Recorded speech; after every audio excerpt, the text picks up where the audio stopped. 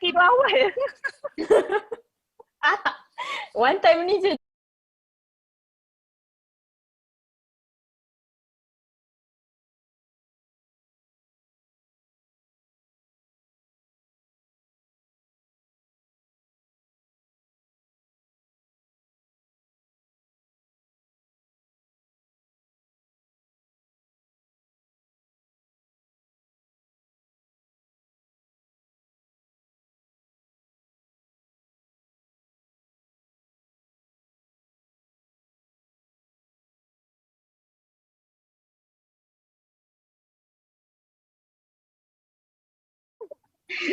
Dia hantar gambar. So I was like, oh my god, I never see my face that big.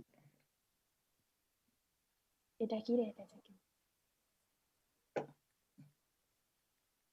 Okay. Assalamualaikum warahmatullahi wabarakatuh and good evening to everyone. Welcome to the webinar. I thank you for being with us today. And then students from all UiTM, from universities, especially UiTM Singapore, lecturers, families and friends, welcome. Before that, moderating today, I am Yaya, year 3 medical student from UiTM Singapore and I am Mila from Mencipta. So today we have a very interesting topic to discuss. Breaking the limit. So we're going to break the limit, right? Yes, we are. We're going to break the limit today.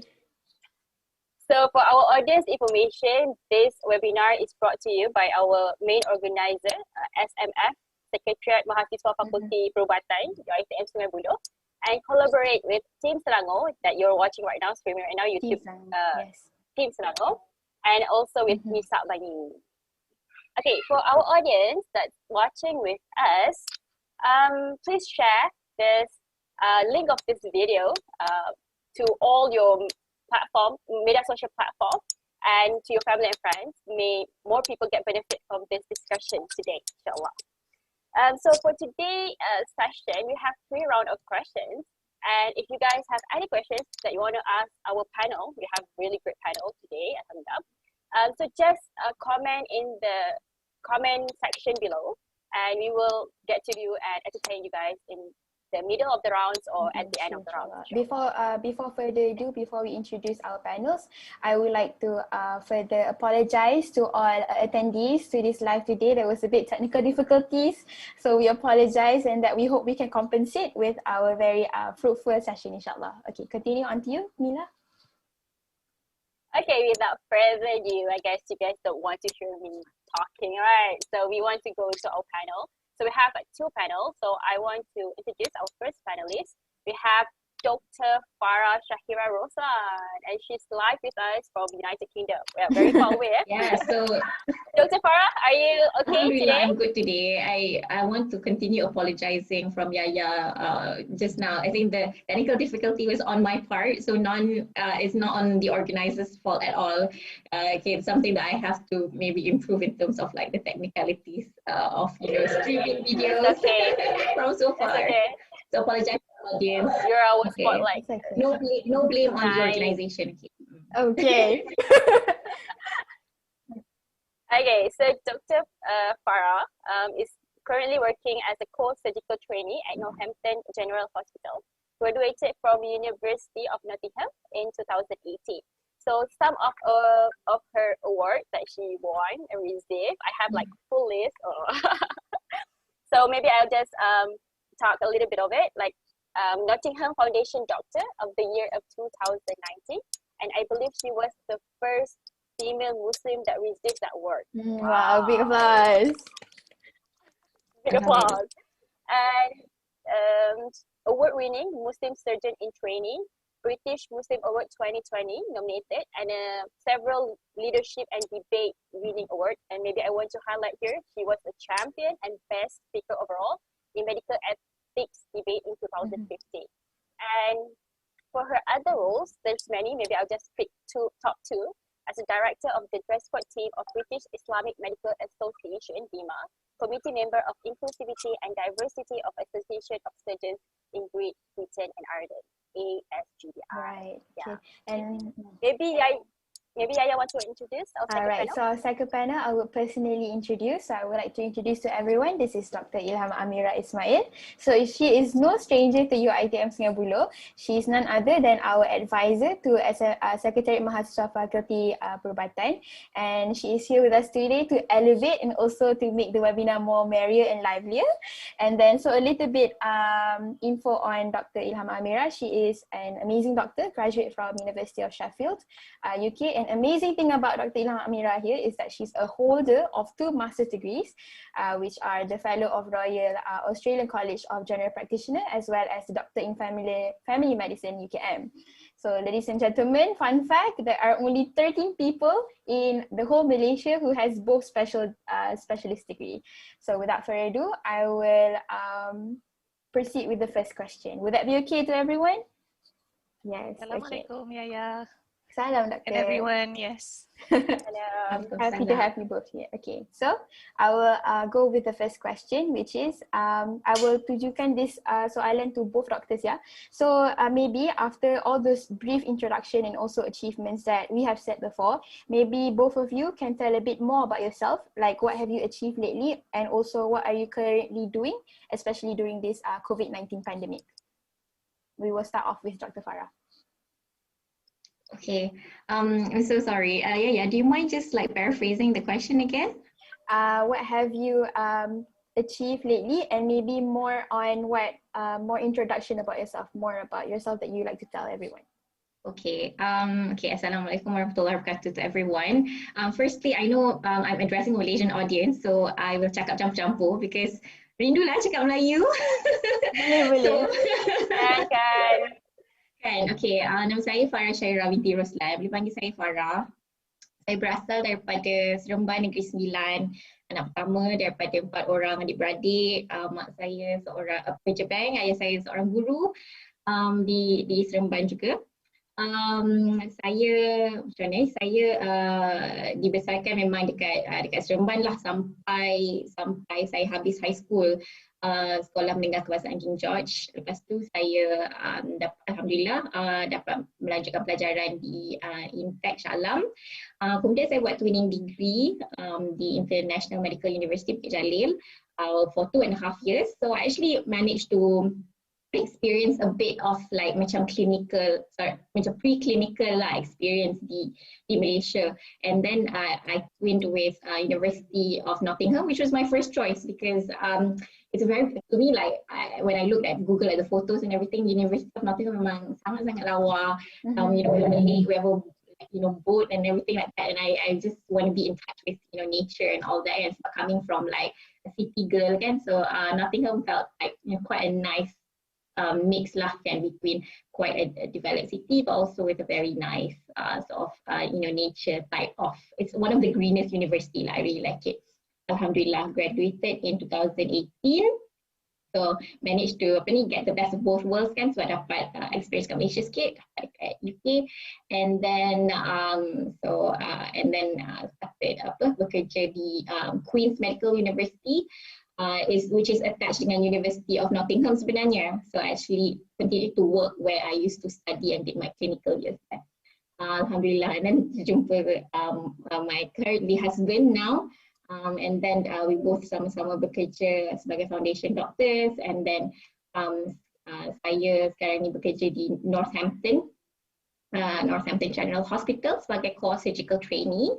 So baru je this year actually, when I say this year, I mean August 2020. So it's been 2 years, sebab kita orang dekat UK ni, dia punya year macam daripada August ke August. I see. So yeah, I feel like it's still 1 year sebab dia ambil daripada sama ke sama. And then so that's where I'm at right now. Alhamdulillah, so just a very brief intro. And then so some kind of achievement, yeah. I'm not sure lah what does achievement means kan. But I suppose the kind of work that I quite take a lot of pride in juga is I was working in a team, and I will say this quite a lot because macam I think people see me as macam the person who gets all this spotlight, but actually there's a lot of people involved in helping me to get to where I'm at. with all the hijab work, all the dress codes, etc. Semua, there is a team, and I seem to just macam be the speak spokesperson je. Tapi I'm working in the British Islamic Medical Association. We have worked together to update the national dress code guideline to actually include the provision to recognize the use of hijab in theatre. Ada reusable options and ada disposable options, in which the disposable options tu was what I made my own macam personal mission lah, sebab I see that there is a gap in the market in terms of disposable hijab, especially in the UK. So we managed to include that, and also forearm covering as well, bare below elbows, but we know as Muslim women, we prefer to have our forearms covered kan, and this may not necessarily be reflected in clinical settings. So trying to merge these two to get it into social policies kan.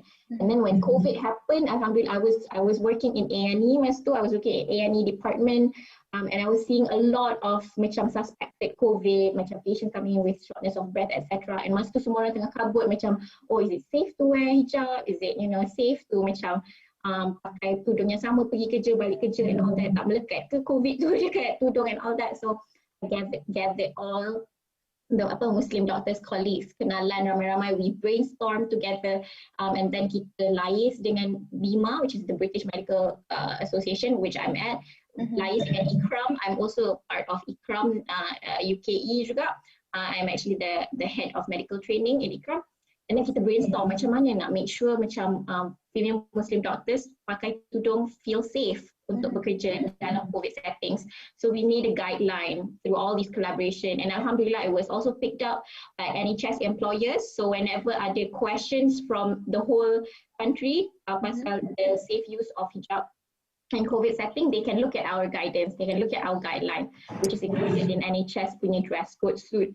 So we are recognized internationally, nationally, alhamdulillah. And then because a lot of other countries they're not very aware and tak ada dia punya guidance sangat, they look at all these guidance yang kita develop dekat UK, sebab apparently for so many, yes. Alright, okay. So thank you for the brief intro. Maybe we can proceed with Dr. Ilham, perhaps. Okay, Assalamualaikum. Yaya, thank you, Mila, Yaya. Hi, Farah. Hello. Actually, today the idea for this talk, first of all, I would like to say thank you to our dekan, because he's the one yang forward to us Farah punya video. Lepas tu dia kata, who's this girl? Please contact her and get something, as a motivation. So that's the reason why I'm here actually today. I'm not here to say my achievement, but because it's more of a Farah is the that we want to hear more of, okay? Because as for me, the reason why I'm here today is more for the UITM medical students, to say a few words to them on a bit of motivation on what medical students can do. Because I graduated in 2002. This year will be my 19th year as a doctor, and 7 years as a specialist. So if I have to go through the things that I've been through for the 19 years I've been a doctor, I think you guys will be here until tomorrow morning. So it's been done so many things, but I think if you ask me what is my biggest achievement so far, it's actually my children. I've got 4 children. Okay, yeah, and the double master's degree, yes, it happened with the support of my family. And now I'm actually, I did my occupational health doctor certification as well. So on top of being a family medicine specialist, I'm also the occupational health doctor for UITM and the vice chairperson for the subcommittee for the occupational safety and health for Faculty of Medicine.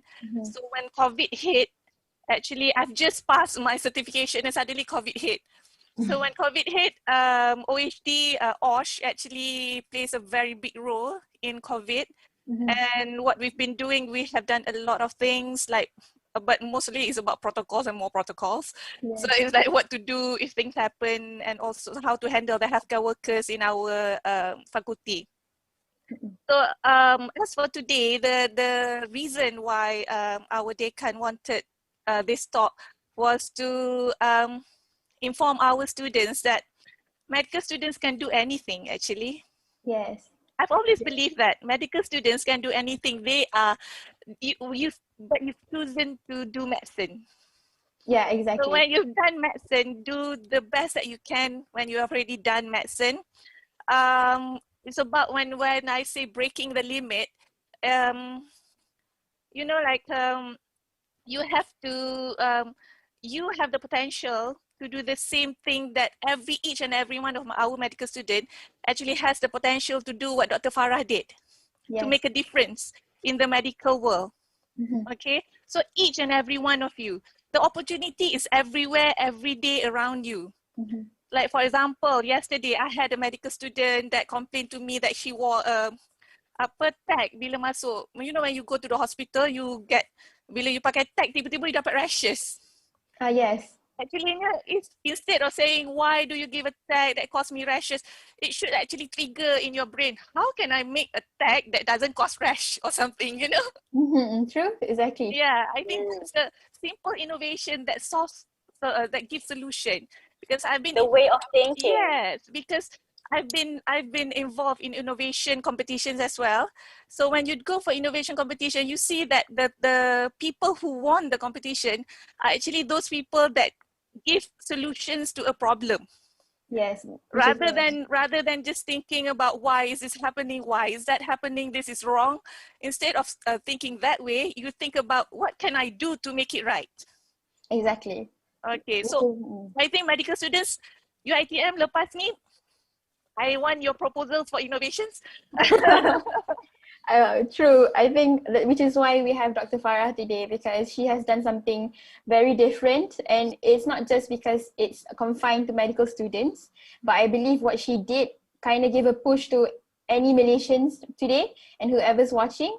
So which is why we have Dr. Farah today to share her story. Okay. Yes. InsyaAllah. And we have Macam besar harapan.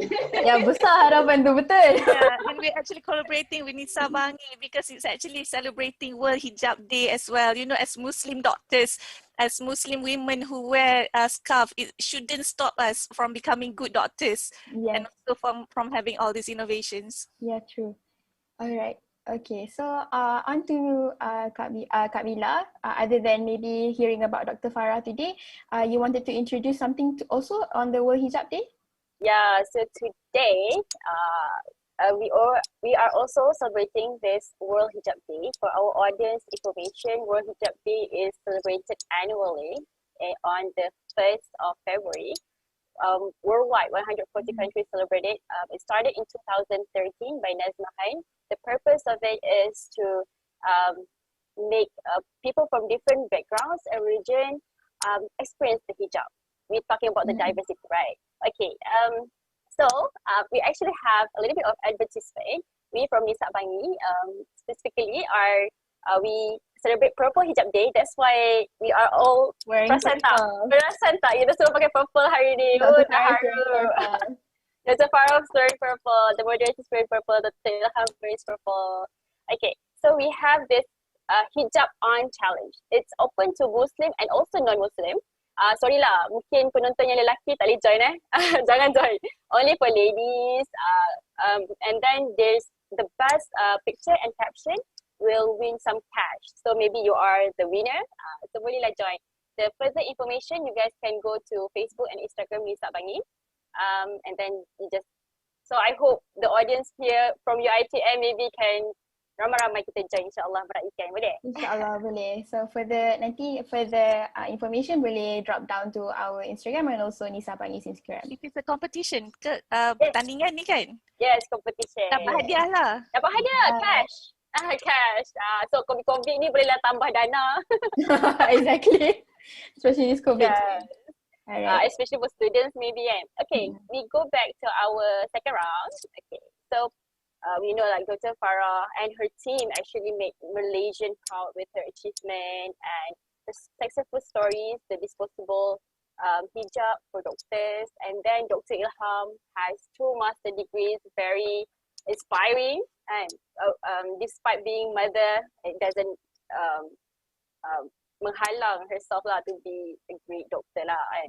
Then among only 13 people Yeah, in betul. Malaysia that have both specialties degree, I think it's very inspired lah for all the medical students. So what is the factor that make both of you as you are today with all the achievement, and what really motivates you doing all the work that you have done until you achieve all that great achievement? So maybe we can start with Dr. Farah. Okay, inshallah. I think there's a lot of, I think to make macam to achieve something, to be somewhere, macam like I said, it's never just you can. There are things you can control, there are things you can't control, macam who your parents are, what kind of socio-economic background you come from, semua tu banyak benda tu adalah sebenarnya macam privilege. And I have to own that. I have to mention macam benda tu alhamdulillah adalah rezeki daripada Allah, and potentially could also put me macam in a better position to receive and to achieve these kind of privileges yang I have. But however, there are people yang in a privileged situation tapi tak make use of their privilege. Dia juga anak daripada orang yang senang tapi tak menggunakan rezeki dan nikmat yang diberikan Allah tu untuk kebaikan. I think whatever it is, sama ada macam mana Allah dia cakap kan, setiap nikmat, setiap nikmat dan setiap beban tu dulu adalah ujian. Sebab kadang-kadang kesenangan tu pun kadang-kadang boleh jadi satu ujian kan. I could just be macam tak apalah, mak dengan ayah macam alhamdulillah orang yang bekerja dan ada pendapatan, and then I could just take for granted kan benda tu and not push myself. Tapi actually even when I receive scholarship daripada kerajaan untuk belajar medical student, the moment I achieve that, dapat receive scholarship tu, I memang try to not rely too much on my parents and all that, try to be independent and put it on myself. Even macam daripada sekolah pun kadang-kadang I try to win, I try to make my own money, try to make initiative daripada competitions that I go into as well, macam Petronas Mighty Mind Challenge daripada RHB ke Petronas Science Challenge. I always try to innovate, try to do my own thing, try to not rely so much on macam the privileges that my parents macam memang give for me for free. I sometimes I make it hard on myself sebab macam I don't want to just macam rely so much on others. So I'm quite an independent person myself, and then I'm quite an opportunistic person juga. Macam contoh daripada zaman sekolah dulu, I'm actually quite a shy person. I'm not really comfortable macam talking in public and things like that. In fact, even when I was a child, macam I remember I didn't really want to go to school. I'm that kind of budak waktu kecil yang macam akan menangis, and then my parents have to drag me out, and then I will hold the gate to the door. Bila dah sampai kat sekolah tu, nak keluar rumah tu nangis. Malam before nak pergi kerja, malam before, contoh masa tu umur 7 tahun kan. Esok hari Ahad, hari Isnin tahu nak pergi sekolah, Ahad malam tu dah nangis dah. Esok pagi tu nangis lagi, nak pergi sekolah, dah sampai gate sekolah tu pun pegang gate lagi. So my teacher had to pull me, my mom had to push me to get into school. So I'm not like macam daripada kecil memang bright, this girl macam will go places and go to I don't think people will expect that from me. I'm quite a shy person. Memang quite macam timid. I'm actually quite small. Maybe orang tak nampak sebab bila gambar kadang-kadang boleh magnify kan. Actually quite a tiny girl. And then now I'm like, bila fikir, how did this tiny girl who doesn't want to go to school, who cries when she's at the gate of the school, actually got a national scholarship to do medicine in the UK, made it to BBC News, and now it's like macam known. I wonder as well because I think I have to ask that, because then I can extract these recipes and then give it to others so that they can apply it too, inshallah kan. And so I started thinking macam what is it macam so maybe I suppose macam when I realized macam how I see macam how hard my parents worked, how much I appreciate, I really want to give back to them, and also getting macam Islamic education even since early. Macam yes, I did go to normal sekolah kebangsaan, tapi petang tu my parents will make sure I will go to sekolah agama. I got the religious education quite early on, and I hold both of them very closely together. Macam I'm not necessarily the brightest students, but I'm not a hafizah ke apa ke, tapi I think it's the quality of Quran. That the quality of lessons that I get from the Quran. That's not necessarily how much I remember them, but not necessarily how much I memorize them, but how much I learn from them. My grandmother was a convert. She's a Chinese Christian, and then she converted when she married my grandfather. Unfortunately, when they separated, my grandmother stayed to become a Muslim. She went to perform Hajj herself. She could not read a Quran because no one taught her back then. It was really hard to find an ustazah to teach you. She was a very independent woman. So I think these role models lah kan. And the first thing yang dia bagi dekat saya masa tu when I learned Quran, learn how to mengaji, is she gave me Quran.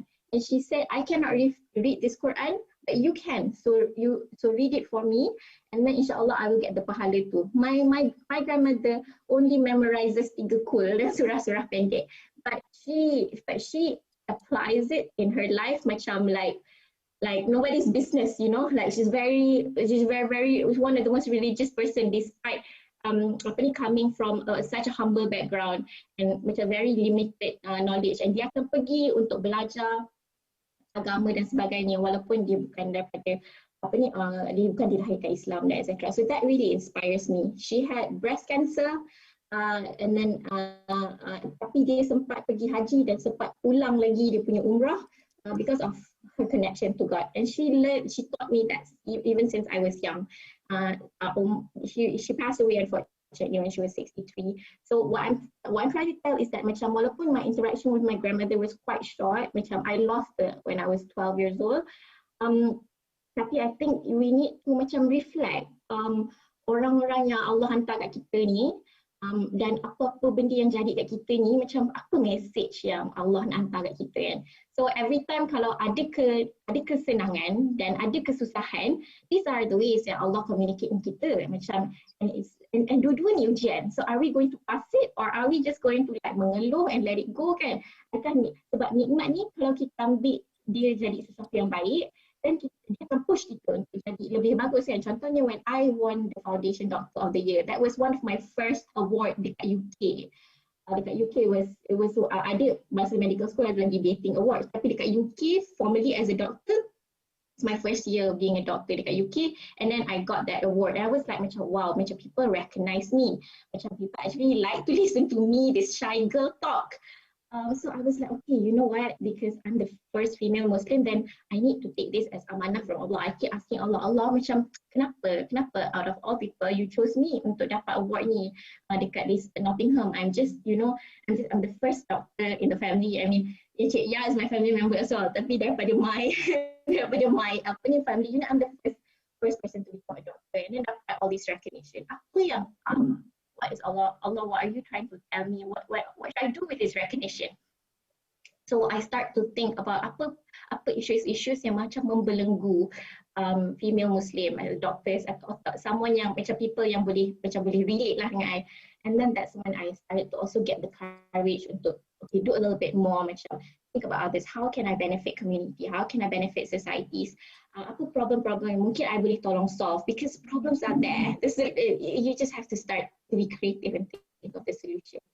And then you start macam linking with other people and then try to get there. So I don't know. I told it in a form of stories, but I think the point is macam have that connection with macam dengan Allah. Quran is not, you can memorize Quran and that's great, tapi it's more important that you understand and apply it in your life. Exactly. Melihat setiap nikmat dan kesusahan tu sebagai satu ujian daripada Allah and use it well, because they are both ujian, ya. So don't take nikmat for granted and don't mengeluh at kesusahan, sebab dua-dua tu adalah cara untuk kita mengumpul pahala sebagai kita punya peranan hidup kita. Allah cakap peranan hidup kita sebagai abid dan sebagai khalifah kan. Dan daripada surah Ad-Dariyat dengan daripada surah Al-Baqarah kan. So abid adalah hubungan kita dengan Allah. Kita sebagai hamba, Allah sebagai kita punya Tuhan. And then peranan kita di khalifah sebagai di muka bumi ni, sebagai seorang ketua, sebagai seorang successor kan. Dalam ketua tu not necessarily you kena pegang apa authority, kena ada nama kan, kena ada macam jawatan. In fact, all these jawatan came to me after I've done the work. So macam bukannya dapat jawatan dulu baru buat kerja, bukan. You buat je kerja. And the recognition, the fame, the whatever semua akan datang. You don't do it for that, because if you start doing work for fame, for recognition, it will not last. It's not sustainable. Sebab once you get there, you're like, oh, nak buat apa? Nak buat kerja dah. Nak buat apa? Nak buat kerja dah, dapat dah semuanya kan. In fact, the work comes first, and then all others are secondary, because you do it for Allah, and Allah is omnipresent. He is always there. So you will never lose the motivation kalau the reason why you do things is to please Allah. True. I think the takeaway from your story just now, because I relate so much as a medical student, so but I myself was not really comfortable doing everything like this. This is first time for me, and in so many ways, and I definitely relate to you in regards macam jadi first doctor in the family. That was a lot of pressure. And then I think most importantly in your work ni, I think it's very important that you found people with the same interests.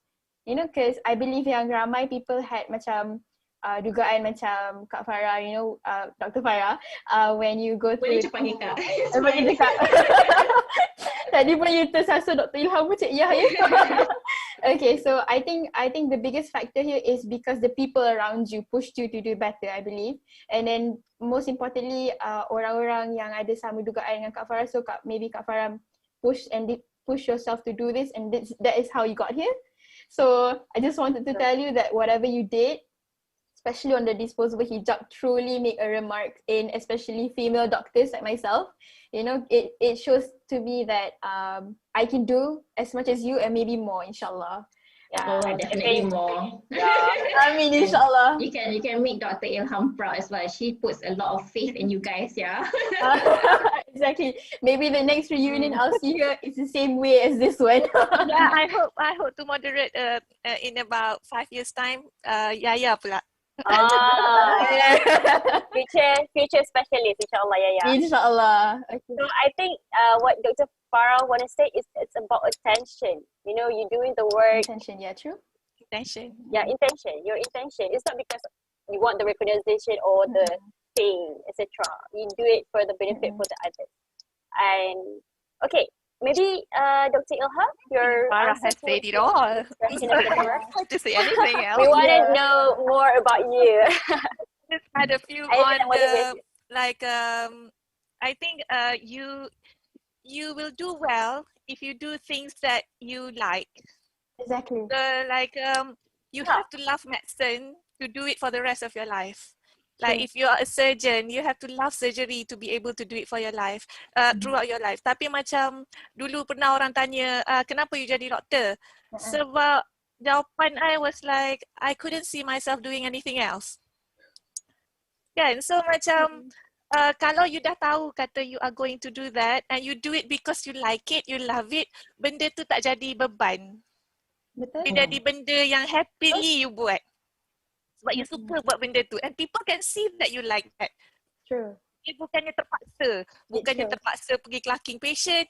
Ada orang kata gila kadang-kadang masa I houseman dulu patient ramai. Wih, patient ramai. Sebab macam I'm actually learning so many things. So macam dia jadi excited. Orang ni macam dia ni betul ke tak betul. Dia sebab patient ramai dia jadi happy. So macam sebab because you chose it and you like it. So you do things that you like. So kalau macam in your life, like bila you go through your medical punya journey tu, you will find things that you like. Sometimes you don't like, macam I personally don't like to work in the hospital. Because I don't like the smell of hospital. It makes me sick as well. Macam bila tengok orang sakit, I sakit sekali. So macam that's the reason why I chose something yang primary care. So that I can take care of them when they are well as well. But there are people who just love hospital side. So you find your niche, you find something that you love, so that when you are doing it because you love it and buat kerana Allah, as Dr. Farah says, it will not become a beban. It will be something that you like to do, and the fame ke recognition ke gaji ke will come with that. True. Inshallah. Coming from 2 doctors, I believe that is the greatest advice for me also. Definitely. Passion. Very matters. Yeah. So Thank you for both doctors for sharing us what motivates you. I think like yelah kita hidup kat dunia ni sebentar je kan. So we have like yelah kita punya amal yang kita nak bawa. we try to make the best of everything, like you said lah. Yes. So we are now nak dah start taking questions from the public. So Kak Lina. Yeah. So before we go into the last round, we want to ask questions from our viewers. Dia ada tanya soalan lain, saya tanya soalan. Saya rasa this question is lebih kepada Dr. Farah. Daripada Nur Ain Solehah binti Muhammad Nasir. Hi Ain. Hello, Ain. Okay. When you created the disposable hijab, did some of the patients that are non-Muslim at the hospital are curious about it? Ada tak non-Muslim tanya, what are you wearing, doctor? What are you wearing? Something like that. Okay, interestingly, I have never actually, I mean, so usually when we are in theatre, our patients are most of the time asleep. They're under general anesthetic. So I've never actually had a patient asking me that. Also, I think I'll also have to make it clear as in terms of like that there are we use like there are fabric option and also disposable option of wearing hijab as well. And Alhamdulillah, so far I have actually been wearing just normal tudung, in which I wash regularly and then I wear with a cap. However, people do, but I do remember there's a conversation. I was in a taxi actually. I was doing my psychiatric rotation. It was like about 3 a.m. in the morning. I had to see a psychotic patient dekat hospital. And then I was like, sebab jauh, sebab psychiatric hospital macam dia macam dekat rural masa tu. So borak lah dengan pakcik taxi ni. And dia tanya macam, oh, do you like psychiatry? And I was like, I really enjoy it, but I actually want to do surgery. And also as minor point there, you can enjoy other things and want to do something else. Like macam like don't say macam contoh lah, because I know ada mesti ada yang tengah-tengah ni nak buat surgery and dia orang macam I just want to do surgery and everything else is just boring and I know ada. Tapi please, when you are doing other specialties, try to learn and try to enjoy, try to and appreciate the people dalam specialty tu juga kan. So anyway, so I was about to see this psychotic patient masa tu. Dia tengah ada mental breakdown. And then pakcik taxi ni tanya macam, oh, you want to do surgery? Okay.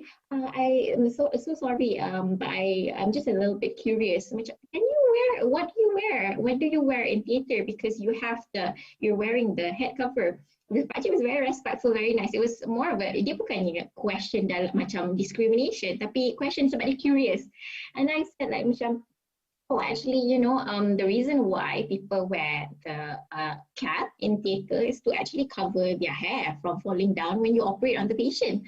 So actually, if you look at the reason why theatre caps was introduced, we are already fully covered, like, you know, with the hijab and everything.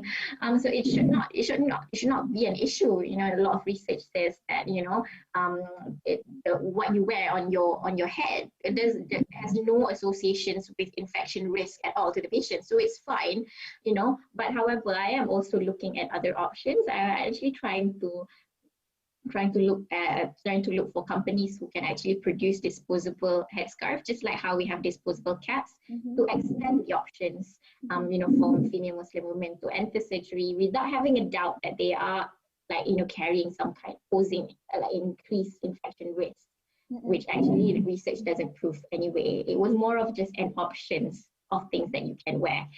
And he was like, okay, you know, that's very creative, that's very innovative, and I wish you, you know, all the best in your career. And so alhamdulillah, itulah macam, you know, some of the kind of interactions that I have with non-medics. So you were saying about you know, expanding the disposable hijab. Is there any like ongoing projects for you right now?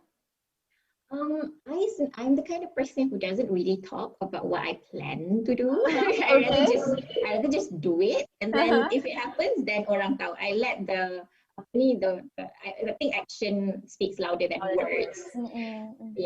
Yes. But there is some. But I am, inshallah, you know, working with the Royal College of Surgeons. Actually, we are thinking of macam mana nak make sure female Muslims ni rasa included included dekat dalam surgery sebab we don't really have that many macam Muslim hijabi.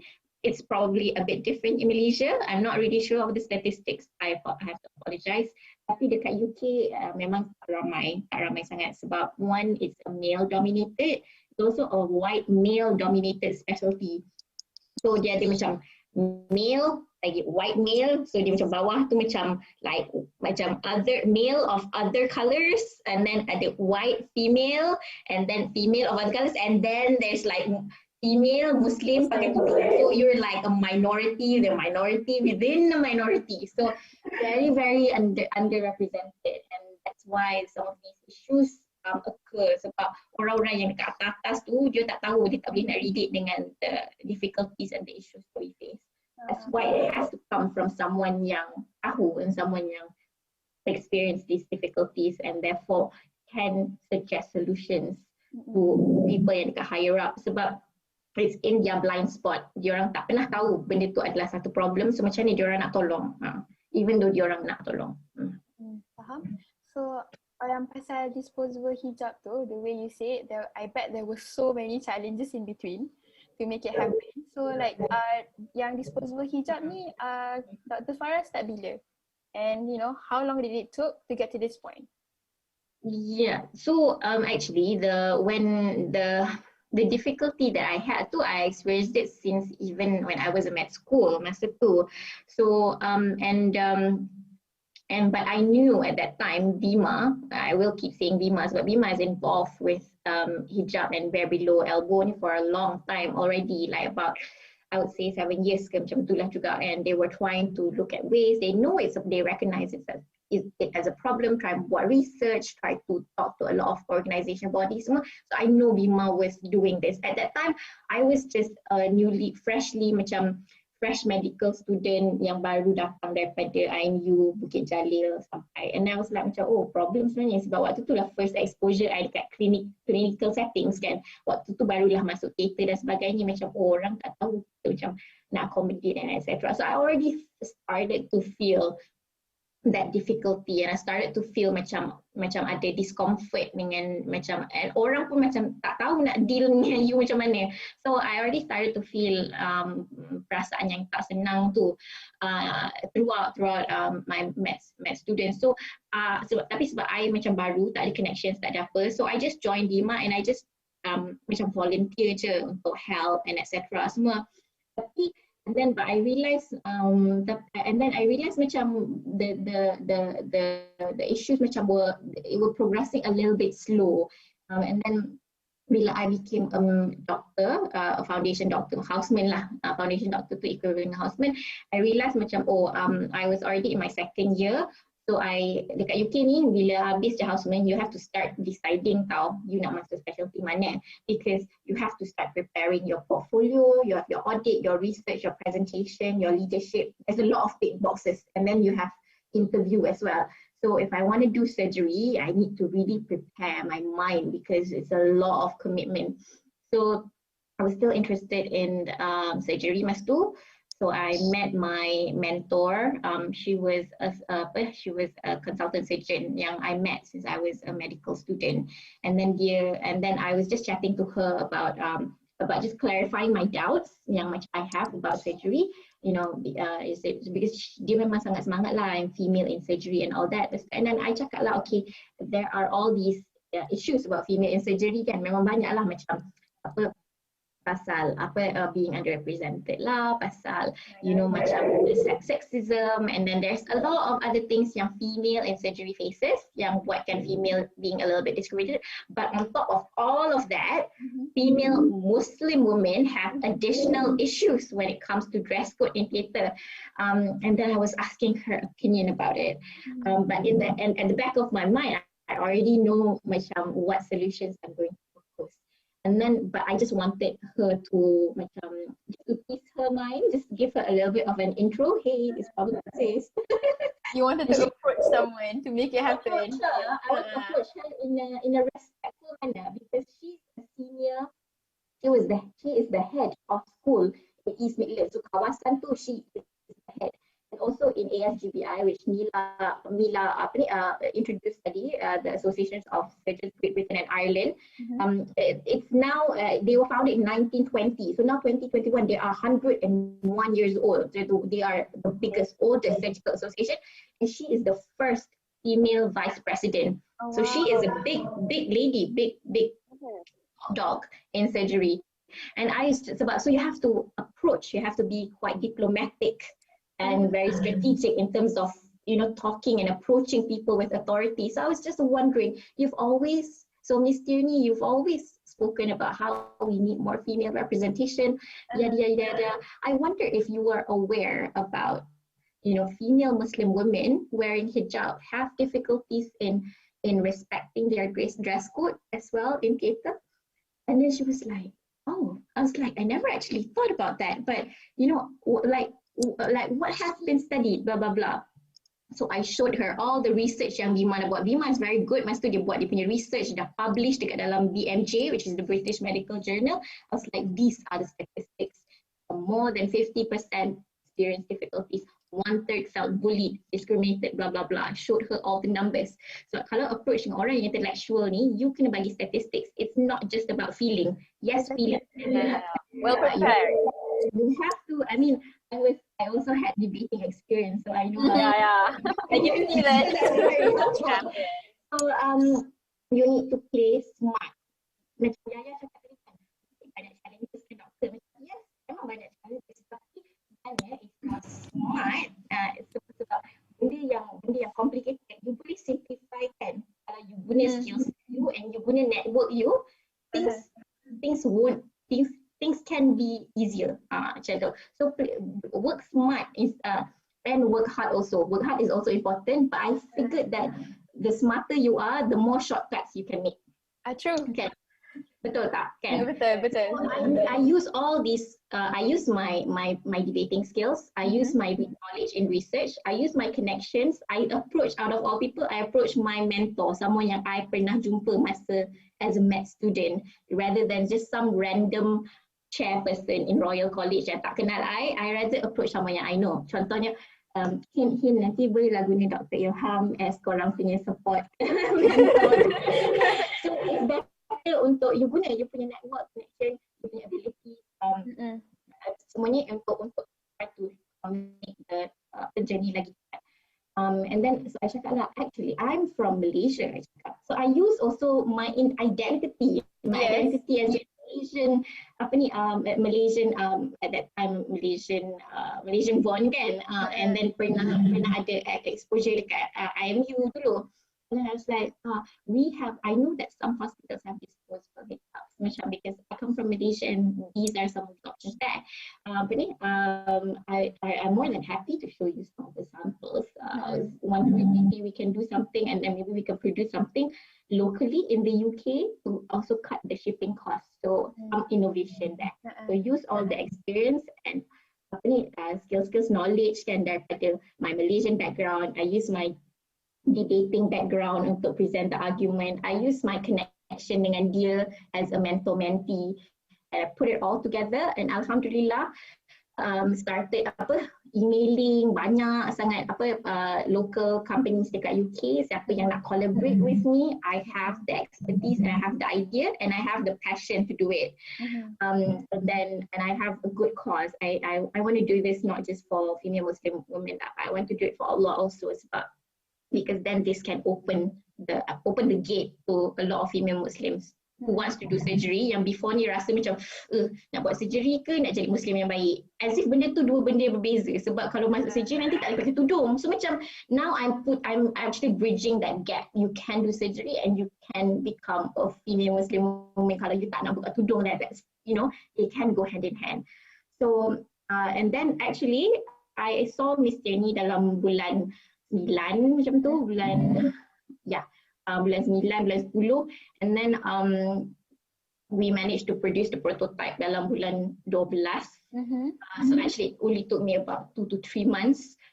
The moment I decided this is what I want to do, and I make a roadmap, I make a strategic plan in terms of this is my problem, these are the analysis, and these are my proposed solution.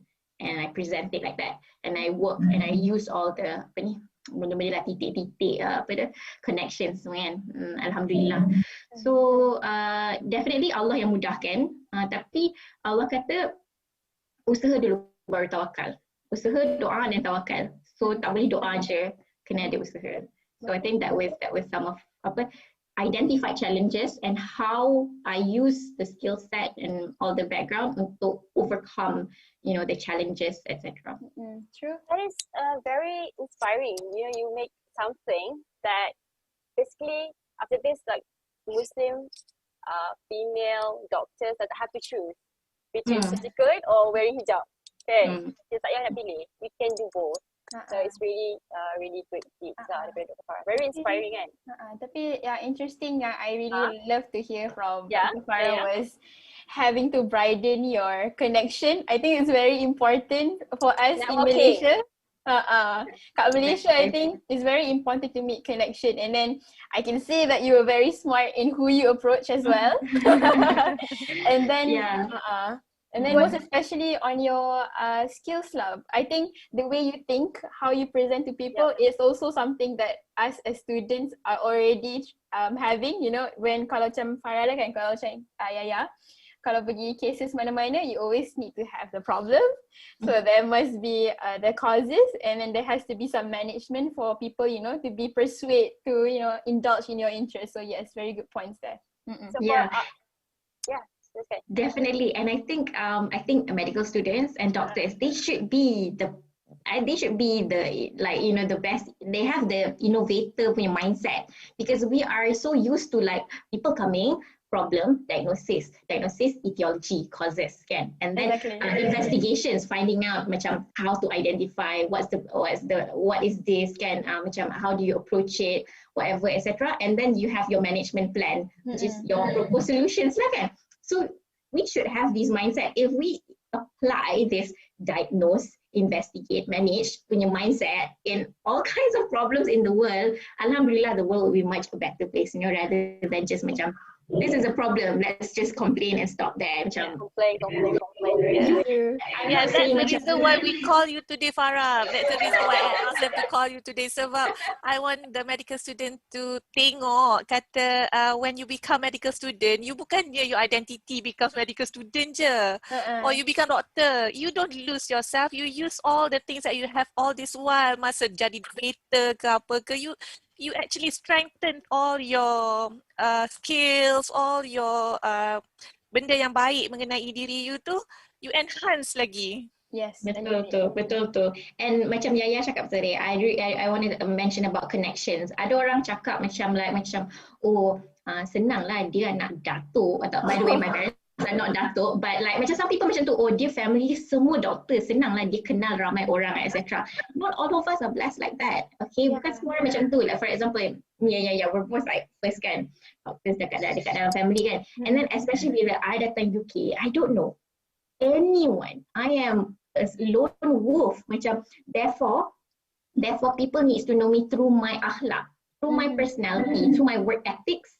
Then only people can trust me and people want to train me. So it's so important yang sebenarnya it's not about macam parents you kenal siapa or berapa banyak duit dekat dalam pocket account you or your relatives and all that, ataupun title apa yang parents you ada, etc. Because at the end of the day, it's your qualities, your values yang akan sell. What are your values? What are your currencies? These are the things yang macam you je yang macam iman pun tak dapat diwarisi kan. So macam personality, you are in charge of your personality. So build all these good habits yang you tak perlu nak rely on you punya title, tak perlu nak rely on you punya authority, ada ke jawatan dekat badan mana-mana persatuan ke apa ke, anak siapa ke, datuk ke. That's why macam you tak perlu rely pun all these titles.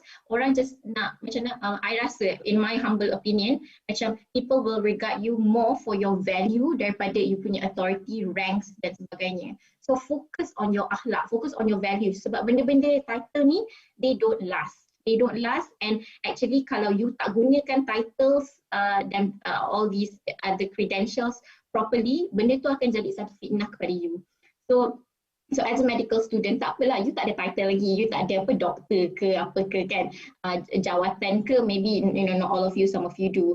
But focus on your work ethics, focus on your personalities, build your connections through how you interact with your lecturers, with your specialists, consultants dan sebagainya, you punya dekan-dekan, you ke apa kan, make yourself known to them, not so that you boleh jadi famous, not so that you can brag to your friends, oh aku hari tu pergi makan minum teh kopi dengan dekan, but like what do you do with that connection, what kind of topics do you approach about, how are you trying to improve situations for you, your peers, for the medical education itself. Kalau you rasa contoh yang macam tadi recording kan Dr. Ilham cakap, you guys don't have enough breaks. Why don't you do something about that? Macam why don't you try to propose a solution about that? How can you show that medical students who have more breaks are more likely to succeed? For example, less burnout, you are more likely be able to travel, engage in community, social work, and these will make you a better doctors in terms of instilling the qualities. These are, for example, my thought process lah kan. Because at the end of the day, you're going to do this for, inshallah, a long time. Maybe not even for the rest of your life, but a long time. So be creative and how you can fall in love. And how you can contribute and how you feel excited going to work every day despite the crazy hours. You may not feel happy every day, but your baseline should be positive. And you don't all have to be surgeons. I know mesti ada yang minat nak buat surgery sebab since I open my Instagram and Facebook, ramai gila macam mana nak jadi surgeon macam Dr. Farah, macam mana nak jadi surgeon. I'm macam you know if you like surgery, have you been exposed? Yes. Budak 12 tahun. Budak 12 tahun, budak baru lepas SPM, saya nak jadi doktor, saya nak pergi UK, lepas tu saya nak jadi surgeon. Dr. Farah, apakah cara yang paling senang untuk saya jadi semua? I was tak tahu nak jawab macam mana. There's no easy way in. It's not easy, that's why you have to love it. True. Yeah, that's why I say over the years you will go through so many things, and you will find something that you love and you know that you can do for the rest of your life. It's like it's not terpaksa, because I've seen also my students when I go to hospital, sometimes they are actually UiTM graduates, and sometimes ada yang nampak frustrated sebab they are not in a place that they want to be. Tapi macam you have to find a place that you want to be and make it happen, but you can't just find solution, like what can be done about it, so that rather than go downwards towards macam this is happening to me and this is Questioning why. Yeah, go this way, not that way. Yeah. Do the things that you're passionate about, like Definitely. I actually inspired by Dr. Farah because she's doing all this and being doctor herself or medical student at that time. I think after you being the trainee, right? She's busy, but she has time to do all this. So it's quite very inspiring. So she finds time, I think, you need to be super, super organized. Like not an hour wasted yang you don't fail into something useful. Macam if you want to rest, then obviously lah rest. We are not all robots, and we can. Macam I still watch Netflix sometimes. I still, I still just macam just laze in bed and then just macam reflect about my day, what I want. You need those mental breaks. Tapi but you macam tahu, you kena tahu lah apa yang you want to achieve. Sometimes macam macam I have to be balanced, and like I keep saying macam you need to find the problem, you need to solution, blah blah blah semua. Tapi you need to be smart juga. You have to choose your battles properly. You cannot solve all the problems in the world. Tapi apa problem yang paling dekat dengan you, and apa yang paling problem yang mungkin affect you, affect orang lain, yang you rasa you can have an impact in, and you start from there. You start building confidence from the things that you can do and you can control, and then you realize you are then entrusted to do more things, and then that's how you start to build your confidence up. Yeah, so sebab I takut nanti, I don't want people macam bila habis talk ni, I don't want some medical student to feel demotivated pula, macam oh my god, stressnya jadi Dr. Farah, like macam tu lah, nak kena pass exam, nak kena jadi doktor, lepas tu surgery, lepas tu dah kena basuh baju balik lepas ni, dan apa makannya pun tak masak lagi, bla bla bla, bila aku nak hidup macam Not enjoying life. solving all the world's problems. I'm not saying that. What I'm trying to say is that you have to have a balanced approach in life. When you enjoy the things that you do, benda tu tak rasa beban. The beban becomes, the stress becomes bila you buat something yang you tak suka. And then you have to force to do yourself that way. Dan even though you have all the free time, kalau you ada 1 minggu break pun, you kalau boleh nak tidur dekat dalam atas katil you 1 minggu tu, sebab you want to recuperate from being stressed for 1 year studying, you tak enjoy. That's an issue, that's a problem. Yeah, so definitely like enjoy what you do, have a balanced approach in life, macam go exercise, breathe, eat healthy food, eat your fruits, your veg and all that semua, pray. Macam now I'm a doctor, I still go for my usra every week, macam I still go for my daurah, I still have my Quranic session, circle studies and all that. Macam I schedule time to talk to my parents, my families. I live apart from my husband works in Nottingham, I work in Northampton. We because none of us at the moment, we don't drive yet. Kita orang ada lesson dekat Malaysia, tapi kat sini tak, sebab the public transport is quite easy. But point is, we live about 2 to 3 hours apart. We see each other once every 2 weeks. My life is not easy, tapi alhamdulillah, we're okay. We my life is not perfect. I don't expect everyone to be like me. Tapi but to have some kind of fulfillment in your life, kan, when things get hard, insyaAllah, macam Allah will reward you. Dekat dunia ni, hidup ni, sebab it's a temporary life, sebab sekejap je. Even orang yang dah meninggal, bila Allah tanya dekat sana, kenapa, contoh orang yang dah ada dekat neraka kan, Allah tanya macam, kenapa you cukup buat baik, kenapa you buat jahat? And then dia kata, chapter dekat dunia tu tak sampai sehari pun, sebab rasa macam sangat singkat je dunia ni compared to hari akhirat tu. So we need to think apa yang kita nak present ke Allah nanti, macam what is our forever goal. It is supposed to be difficult, tapi not necessarily membebankan all the time. So in your life, but we have time management and goal. Yeah, definitely. Have a calendar, have a diary planner, or box your thingy. Macam I usually make a circle dekat dalam my diary. I usually make a circle because I want a balanced life. Alhamdulillah. And balance means different things to different people. Okay? Yes. And then I will box it, like macam I will make a checklist. Have I spoken to my parents? Have I spoken to my husband? Macam have I read the Quran? How many pages today? I have my own checklist. Macam like have I macam exercise? Yes, mutaba'ah. Exactly. I don't want to use that sebab takut orang tak faham dengan perkataan tu. Macam have I made some kind of donation to any societies or bodies? Macam have I fulfilled? So have I learned something new about myself? Have I learned something new from other people? From Dr. Ilham, from Yaya, from Mila? Have I learned? Macam sometimes I even have like a journal in my phone where I keep track. Whenever I meet someone, tak kisahlah something yang I suka atau tak suka pasal orang tu, I akan tulis. Today I met Dr. Ilham Ismail, and she taught me this, that. She taught me to be actually my word and all that. I will read that. Macam kadang-kadang macam bila I was bosan daripada you scroll social media yang macam and learn about people yang you tak kisah pun, you tak kenal, and orang tu pun tak kenal you. Baiklah you belajar pasal diri you.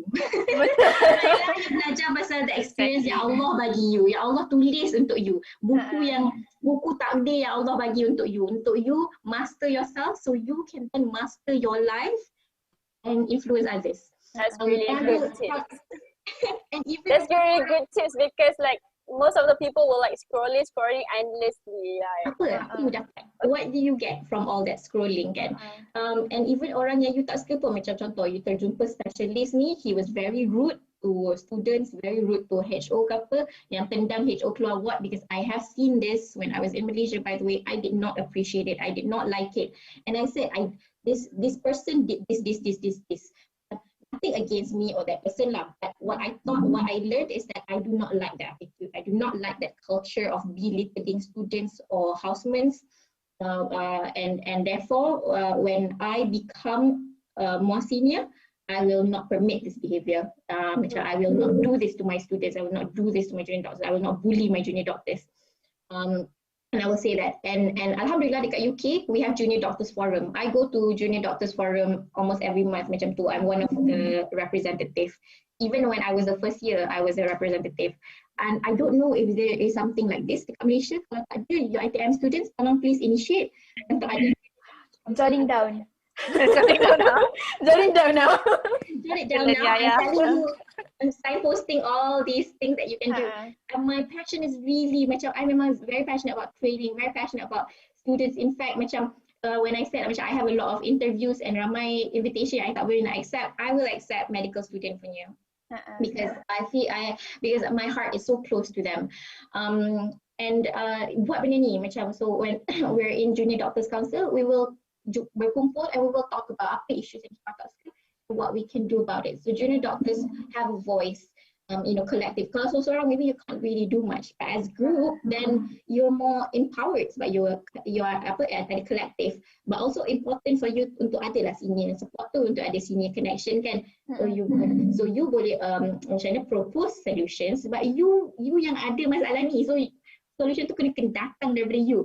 And then your seniors, your authorities akan approve, yes, buat ni, ataupun fine tune sikit kan. Okay, solution you boleh work if you buat ni, or wouldn't it be better kalau you buat ni.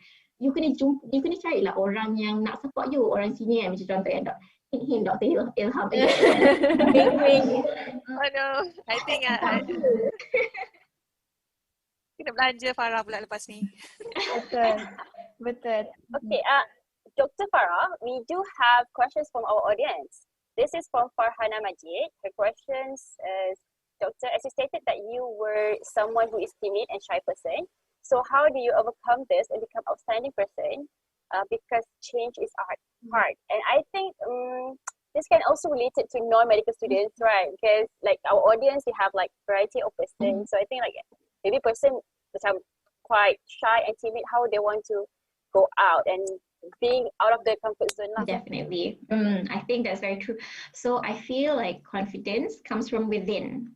You do not have to be orang yang bercakap kuat and cakap banyak all the time sebab ada orang tu macam ting kosong. You will meet people yang macam cakap pumpang-pumpang tapi tak diisi, and Cik Ia will know me, you will know me sebab dia tahu yang I jenis yang tak boleh nak cakap. I tak boleh nak cakap macam small talk is very difficult for me. Kalau I cakap yang dia mesti something yang macam menarik, like something yang macam passionate. Last time like jumpa dah lama tak jumpa kan. So I think confidence comes from within. So start by just macam understanding what your thoughts are. It's easy for you to explain your thoughts now. You can start from writing. So just writing your thoughts, reflecting your journals and things like that. And then you can start when you're a little bit, so do it systematically, what I'm trying to say. That confidence comes from within it. So you start by writing, start from reading. So you boleh explore other people's thoughts. And then you merge dengan cara you fikir pula. And then you can start from reading, from listening to other people. I do used to watch a lot of TED Talk videos juga, and a lot of other motivational videos juga. So currently I like listening to Dr. Rania Awad. She is she's a psychologist, so psychiatrist or something dekat US. Siapa lagi? Ustaz Mizi, I also like to listen to him as well. So banyak lah. And then from entrepreneur, I like Simon Sinek. Spiritual, I like Jay Shetty. So there's a lot of people. So I listen to podcasts, I watch videos, and then I read, I start writing, and then you bila you confident sikit, you share your writing. Bila you more confident, you talk about your thoughts and your opinions and all that, and you practice this dekat dalam your circle dulu. You start dengan cakap dengan your family members ke, cakap dengan kawan-kawan you, and you be more confident dekat hospital, dekat dalam you punya group ke kan, dengan consultant yang you start keluar. And then apa lagi? I believe when I was sekolah rendah, I joined Muay shy. So I started, but I feel like macam I have to macam practice talking and all that. So I joined choral speaking, which is less intimidating because you do it in a group. And then I naik sikit confidence sikit. Lepas tu I joined drama club. Where I was Terus drama club. the lead actress tau. Wow. Lepas tu I enjoy arts. I quite enjoy arts. Benda-benda yang kreatif ni seni. And then lepas tu confidence sikit, join debating. I'm not saying you have to do all these things that I've done, but these are some of like ideas lah kan. Kalau dah contoh macam Nisa Bani yang maybe you have followers yang who are mothers and who are macam or students yang mothers tu boleh maybe encourage and teach anak-anak dia untuk speak up from young and to have their opinion, even if it's just about nak pakai baju biru ke nak pakai baju hijau hari ni. Just give them a platform to talk, to make decisions, to make choices and try to justify that you want phone at the age of 7. That level of arguments, and then I'll think about it. Let your child talk, let your child have a voice, have an opinion and all that semua kan. Encourage them. And then kalau contoh you dah macam umur 20 kan, and then you want to build confidence kan, you start I would say start from writing, start from listening videos, etc. Cuba cakap and start talking about issues yang matter to you. And then you can always bring it up. Sebab you tak boleh jadi specialist in all things. And make sure juga lah bila bercakap tu ada ilmu. Tak ada point bercakap tak ada ilmu, because then you akan menyelewengkan the information.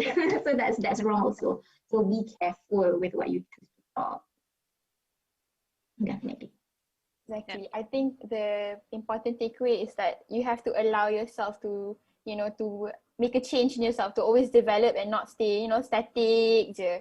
I think in life it is important to like be open-minded to new changes. Good. I think that is something yang everyone needs to adapt, because some people they say, because of my own experience lah, selalunya orang kan cakap, I cannot do this, so it's not for me. So that's like, I think that's the wrong mindset that I see around me, not just medical students tapi my own friends juga.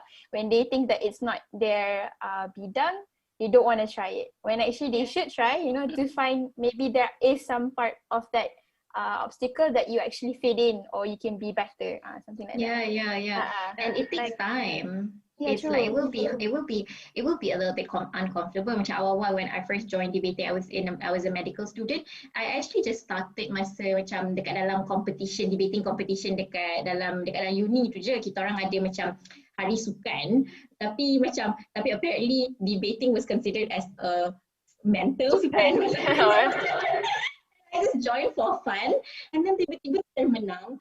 Lepas tu dekat dalam tu, and then we had a university coach, and then dia start roping in, and then people hantar to others. And there are times yang macam I lost my debate, I lost the argument ke competition. There are times yang macam I cried because of my failure. It's okay for you to cry. Just don't give up. You can cry. You can feel a little bit low, depressed. Some days it will be a bit harder than others, but you stop. Pick yourself up. Some people, people who are successful, who are people who are resilient in the face of adversities, in the face of challenges. I'm not saying that I am. I'm trying to be. But don't just stop there lah. You always have to keep, especially bila you nak cuba something new habit kan, macam someone yang shy nak jadi someone yang outspoken. Then obviously it will take steps, just slowly. Lagi satu, English. I always feel a lot of people they tak confident about English. They tak confident dengan English, they tak confident dengan grammar dia. Macam I was like, who cares about grammar? Macam kalau awal-awal tu you're not comfortable with it, then just macam try je lah cakap, and then soon bila banyak you dengar daripada orang, banyak you watch videos ke, banyak you baca, it will correct itself. and then you akan jumpa that confidence. Don't let English be a limit in terms of your confidence level. But obviously practice makes perfect juga, and try to go outside of your comfort zone. Macam janganlah macam lepak dengan orang yang sama je. Kadang-kadang it's nice to macam when I was a medical student dekat IU tu, I'm not sure your ITM sebab it's probably all Malay kan, tak tahu boleh relate ke tak, but I'm pretty sure there are communities or societies that you can mix with people who are outside of macam you punya echo chamber you. So macam I used to live with an Indian, a Thai, Gujarati, Chinese, and all that. We celebrate all kinds of celebrations. Versatile. They're very And I think that helps juga to open my mind, open my mindset. Bila travel ke UK, alhamdulillah jumpa pula orang paling British ni yang yang macam not all of them faham sangat Islam.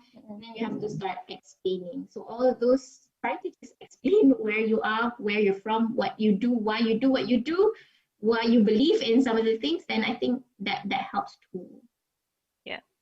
As a primary care physician as well, communication is one of the benda yang paling penting lah kita orang.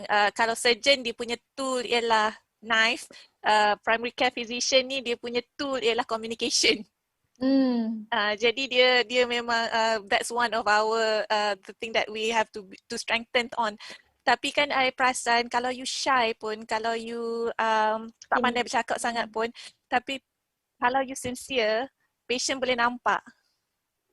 Dia orang boleh tengok your sincerity actually, the way you treat them, the way you actually nak tolong dia. So actually that one cannot, you tak boleh nak macam kata berlakon lah. So benda tu patient boleh rasa kalau you betul-betul sincere nak tolong dia. And they will warm up to you regardless. Kadang kalau you senyap saja pun, you akan perasan ada setengah doctors yang tak cakap banyak pun tapi patient ramai pergi kat dia, semua suka dia. Kan? Sebab dia sincere, dia buat tu orang tahu kata dia nak bagi orang tu baik. Dan dia tak payah cakap banyak pun. Orang tahu kata dia akan buat yang terbaik untuk patient. True. Action speaks louder than word, kan? True. So if Dr. Farah don't mind, there's one last question sebab ada kesetukan masa. So this last question is from Fatih Najwa. So soalan dia is, how do doctor adapt yourself in your work field since the competition there especially is very high? How do I adapt? Okay. Some skills Is it in surgery or in just in general as Malaysian non-British? I think an extra would be a Malaysian non-British as well, but it's more on this field, this medical field sana. Okay, so I feel like you need to have a balanced approach in terms of accepting who you are. Sebab you tak boleh macam terus macam, oh, I dekat UK, dekat British, and then I can adopt semua values. I have to be a British to fit in with the British. Macam, because then you lose your identity. So you need to have a balanced approach in terms of understanding and respecting the cultures where you are at, and this applies kalau tak semestinya you kena pergi UK untuk you jadi adaptable ni. Boleh je jadi you macam contoh houseman pertama dekat hospital XYZ. You've never been there, so it's still very important to have these values yang untuk adapt dengan surrounding ni.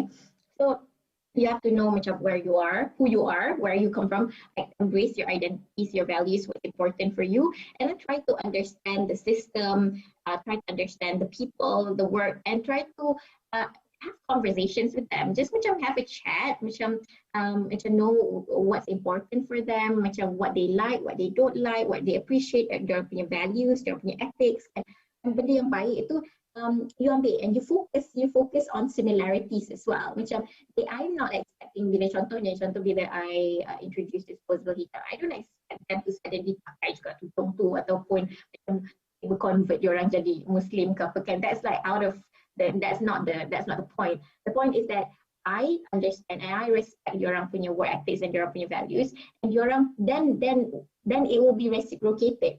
Diorang pun akan try to understand, even though diorang tak believe the same, tak ada believe the same faith yang I believe in, but they will understand and they will respect that, and they were like, okay, you respect what I feel important, therefore I will also respect what you feel is important.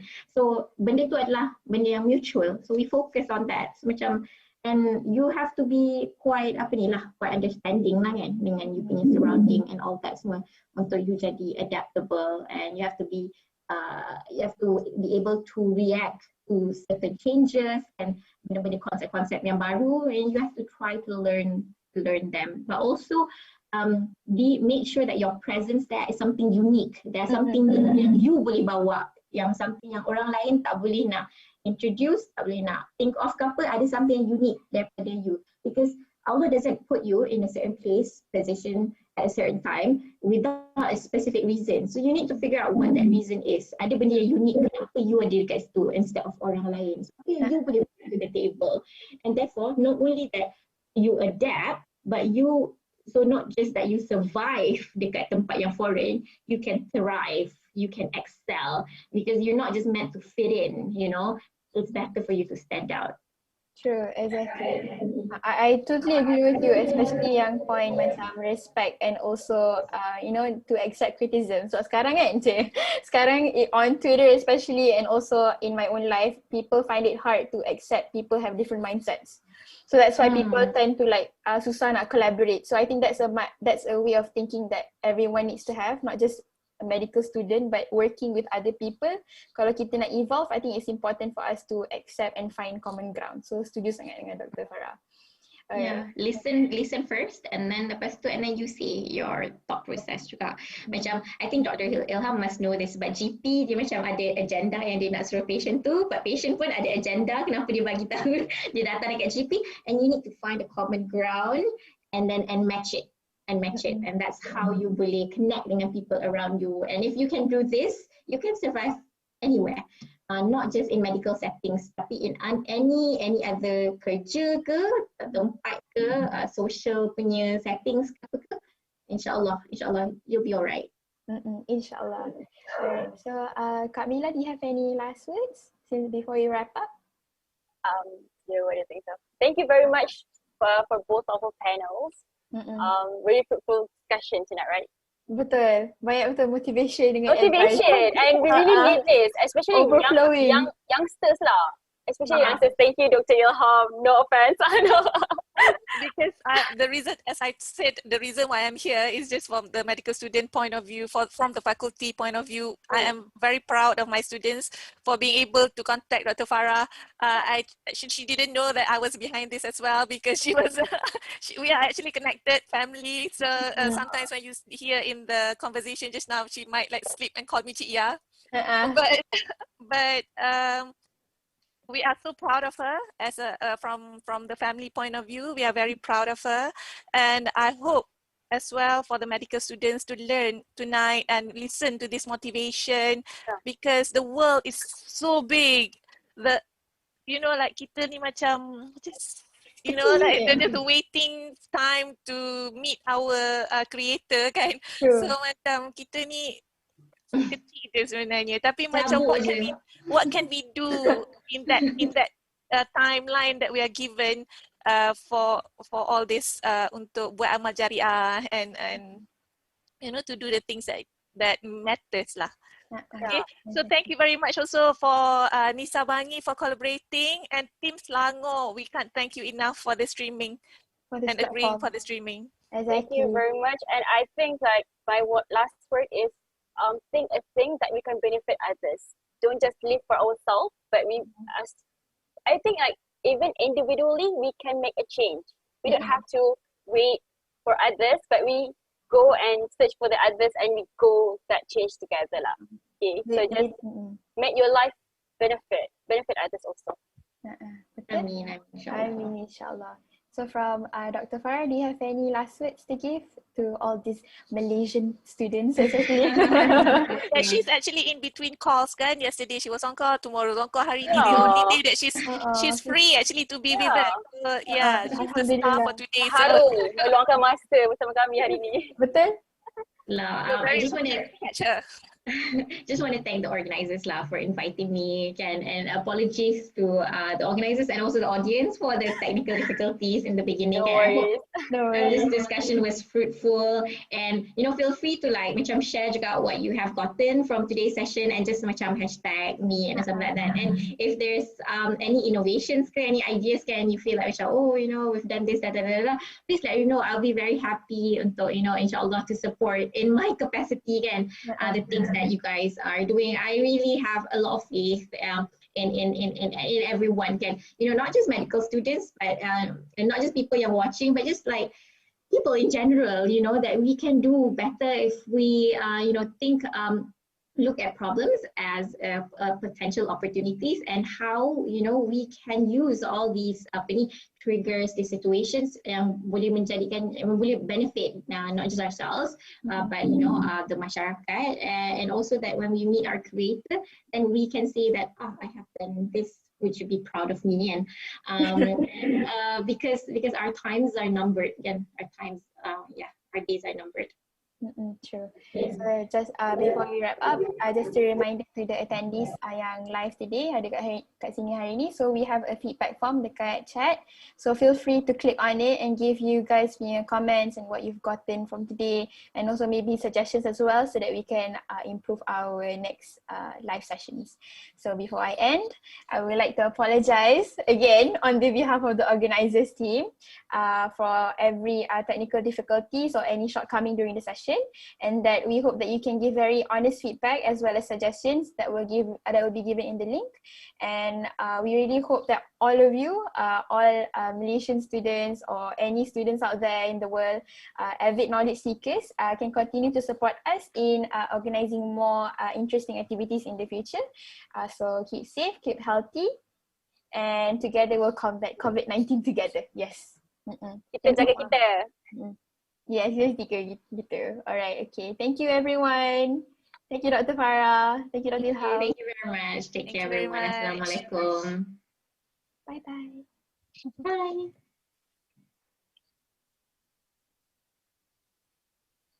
Are you still live? No, I don't know.